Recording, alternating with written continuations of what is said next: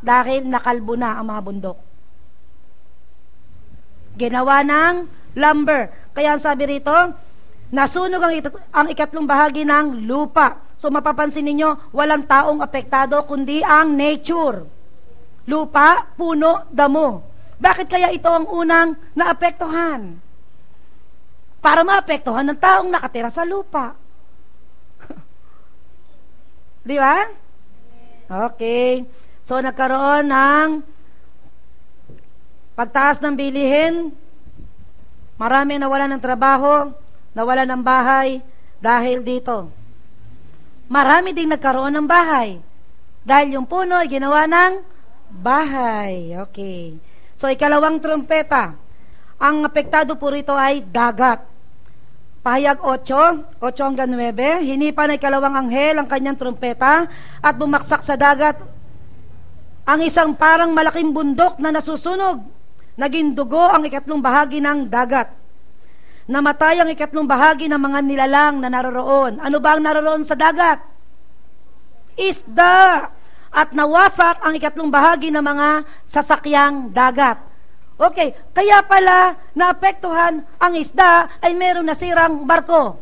Meron lumubog na barko, meron tumaob na barko, at yung mga langis noon ay pumunta sa tubig ng dagat, kaya namatay ang mga isda, kaya libo-libong kilong isda, libo-libong toneladang isda ang namamatay. Hindi nila maipaliwanag. Merong nangyayari na binibitawan sa langit. Judgment from heaven. These are warning signs. So naka-red light na, tut, tut, tut, tut. Ibig sabihin, umayos ka na, umayos na tayo, parating na ang Panginoong Hesukristo.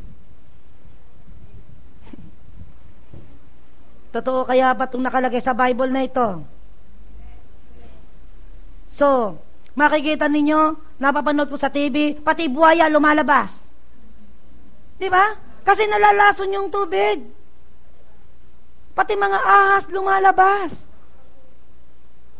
No? So yung dagat, yung mga bilihin pataas ng pataas, kaya ang nangyayari, marami na hindi makabili, marami nagugutom, at marami na rin hindi makapagtinda dahil walang puhunan. So marami na rin ang nawawalan ng trabaho. So pahirap ng pahirap ang buhay, dahil may nangyayari sa spiritual. So nagbo-blow na yung second trumpet. Ikatlong trumpeta. Ang apektado po rito ay ilog.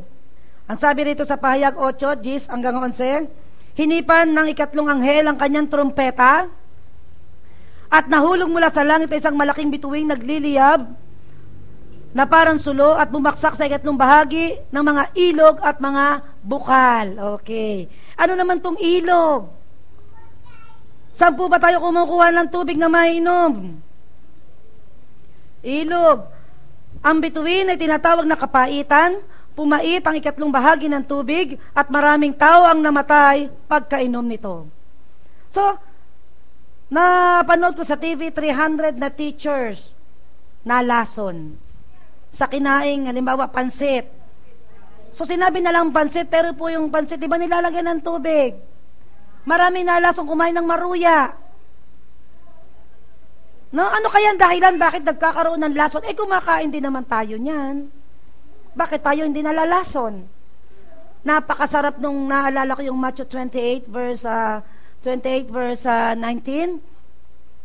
Makainom man kayo ng lason, makagat kayo ng ahas, hindi kayo maaano. Iyon ang ating isang benepisyo kapag ikaw ay nakay Kristo. Hallelujah. No? Jeremiah 9:13 to 15. Jeremiah 8:14 muna. Ang sabi dito, may lason ang tubig na ating iinumin sapagkat nagkasala tayo sa Kanya. So meron palang dahilan kaya pala may lason ng tubig. Anong dahilan? Kasalanan. Okay, basahin natin ang Jeremiah 9:13 to 15. Tumugon si Yahweh, ito'y nangyari sapagkat tinalikdan ng aking bayan ang kautusan. Ano yung kautusan? Bible, ang magandang balita na ibinigay ko sa kanila. at hindi sila tumalima sa akin. Sa iba sila sumunod. Ang sabi ng Diyos, hindi sila tumalima sa akin. Sa halip, nagmatigas sila at sumamba sa Diyos-Diyosang si Baal, gaya ng itinuro ng kanilang mga magulang. At ang sabi sa 15, kaya ito ang gagawin ko.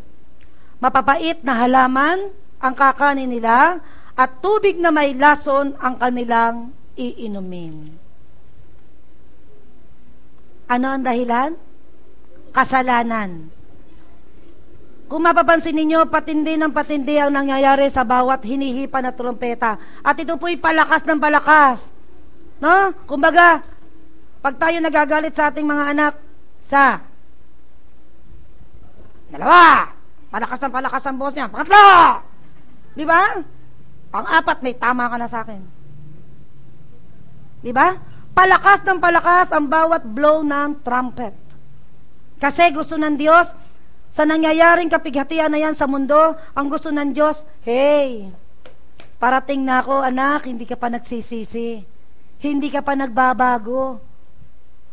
Umayos ka na, anak. Amen? Kaya kung ikaw may dumadanas ngayon ng kapighatian at kakapusan, magpasalamat ka sa Diyos. Praise the Lord. So, pang-apat na trumpeta. Sa pang-apat na trumpeta po, ang apektado po rito ay heavens. Ano ba yung heavens? Ang heavens po ay tatlo. First heaven, second heavens, and third heaven. Ang third heaven po, nandun ang Diyos. Ang pinag-uusapan po rito ay second heavens. Sino ba nasa second heavens? Hinipan ng ikaapat na anghel ang kanyang trumpeta at napinsala ang ikatlong bahagi ng araw, buwan at mga bituin. So, nandito to sa second heavens. Kaya nawala ang ikatlong bahagi ng kanilang liwanag, nagdilim ang ikatlong bahagi ng maghapon, at walang tumanglaw sa ikatlong bahagi ng magdamag. Pagkatapos ay nakita ko isang agilang lumilipad sa kalawakan, at narinig ko itong sumisigaw. Kalagim-lagim, talagang kalagim-lagim ang sasapitin ng lahat na nasa lupa, pagtunog ng mga trumpetang hihipan ng tatlo pang anghel. So, meron nang binigay ang Diyos na 4 na trumpeta para sa mga tao upang magsisi. 2,000 years ago, Mateo 4:17, ang sabi ng Diyos, sabi ng Panginoong Hesus, magsisi na kayo. Pagsisihan nyo na ang inyong mga kasalanan at talikdan nyo na ang inyong mga kasamahan sapagkat malapit nang maghari ang Diyos. So, 2,000 years ago, sumisigaw na siya. At kumo si Jesus ay bumaba, ang dami pang ring hindi naniwala at ang mismong bayan na kanyang pinuntahan, hindi siya tinanggap.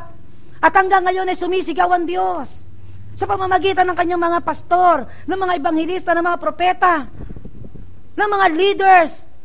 Please, attend the church. Please, attend the Bible study.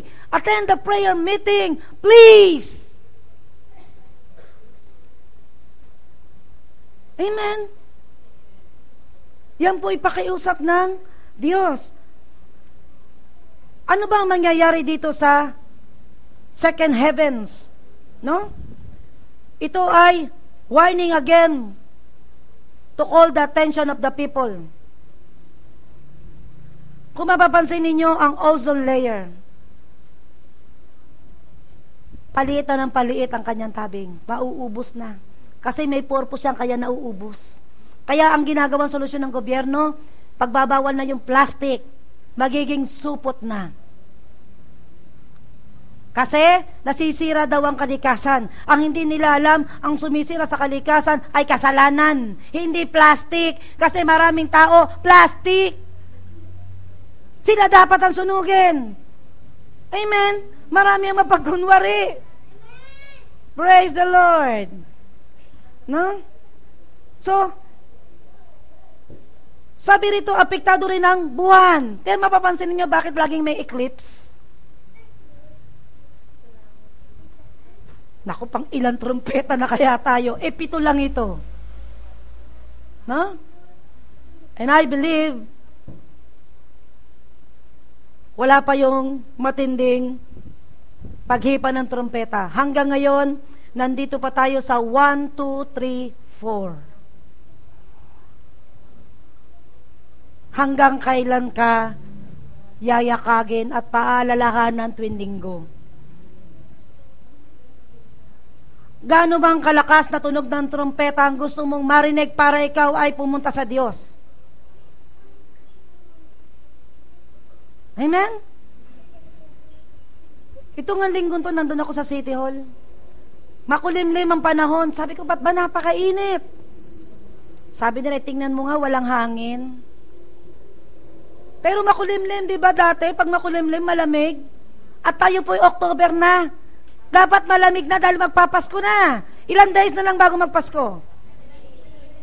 78 days before Christmas. Dapat malamig na. Pero bakit mainit pa rin? Dahil ang araw ay natatanggal na po ang tabing. Ang buwan ay hindi na rin magiging dugo po yan. So kailangan maintindihan mo ang lahat na nangyayari, no? So, lahat po ng una hanggang ika-4 na trumpeta, ang isinisigaw lang nito, kaya ito nagboblo, ang sinasabi lang nito ay iisa lang, magsisi ka na, magbago ka na, tumalikod ka na. Amen? Dahil pag-blow ng pang-5 trompeta, kaya sabi sa verse, sa pang-4 na trompeta, kalagim-lagim. Talagang kalagim-lagim ang mangyayari kapag hinipan pa yung 3 hindi pa nahihipan. Ano ba itong mangyayari? Pan-5, pahayag 9 hanggang 1 hanggang 7. Ang sabi rito, hindi pa na ika-5 anghel ang kanyang trompeta. At nakita kong nahulog sa lupa ang isang bituin. Ibinigay sa bituin ang susi ng banging napakalalim. Ano kaya itong banging na napakalalim? Ito po ay impyerno. So yung una, ikalawa, 3, 4 na trumpeta, ang lahat po ng hatol dito ay nanggaling sa langit na bumaba sa lupa. Pero ito pong 5, 6, itong 2 to na susunod ngayon, ito po manggagaling naman sa impyerno na. So, hindi na bababa, kundi meron ng aahon mula sa ilalim. Sa napakalalim na bangin. Verse 2, binuksan ng bituin ang bangin at may lumabas na makapal na usok, tulad ng usok na malaking hurno, kaya nagdilim ang araw at ng himpapawid. May naglabas ang mga balang. Ang balang po ay demonyo. No? Mula sa usok, kaya usok, di ba ang evil spirit? Usok. Okay? Usok. At kumalat sa lupa. So mga demonyo to na nasa bottomless pit, na lalabas at bibigyan to ng susi talaga at binigay kay Satanas ang susi, pupunta siya sa ilalim, palalabasin niya ron yung mga fallen angel na nag-asawa nung panahon ni Noah na ngayon ay kinulong. Sila to na matagal na nakakulong 2,000 taon na nakakaraan, palalabasin sila at kung ikaw ba naman 2,000 years na nakakulong, paglabas nito, paglaya nito, hormentado to. Man?